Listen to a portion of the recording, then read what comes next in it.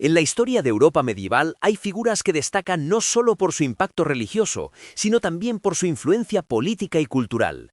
Una de ellas es San Vicente Ferrer, nacido el 23 de enero de 1350 en Valencia, en un contexto de profundos cambios y crisis dentro de la Iglesia.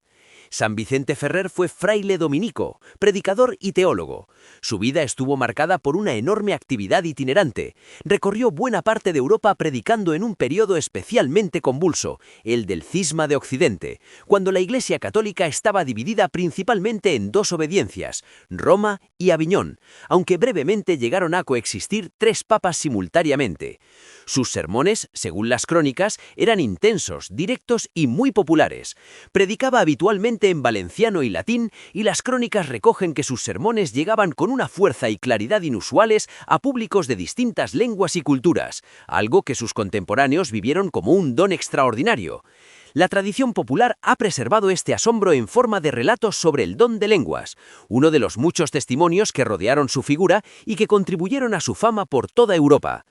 Uno de los episodios históricos más importantes en los que participó fue el Compromiso de Caspe, donde su apoyo fue clave para resolver la sucesión de la Corona de Aragón, un hecho que tuvo consecuencias decisivas en la configuración política de la península ibérica.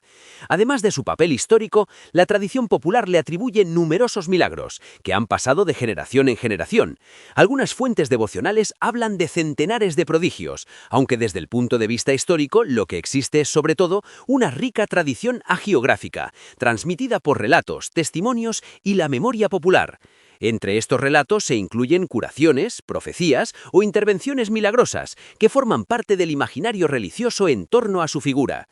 Su legado no termina en la Edad Media. A día de hoy sigue muy presente en la cultura valenciana gracias a los milacres, pequeñas obras teatrales representadas por niños en distintos altares de la ciudad, especialmente durante su festividad.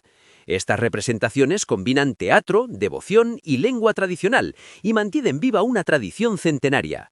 Instituciones culturales como los Rat-Penat y entidades como la Junta Central Vicentina han contribuido a preservar y promover estas celebraciones, que siguen llenando las calles de Valencia de historia, identidad y participación popular. En conjunto, la figura de San Vicente Ferrer representa una mezcla de historia, fe y tradición cultural que ha trascendido los siglos, convirtiéndose en uno de los símbolos más reconocibles del patrimonio valenciano.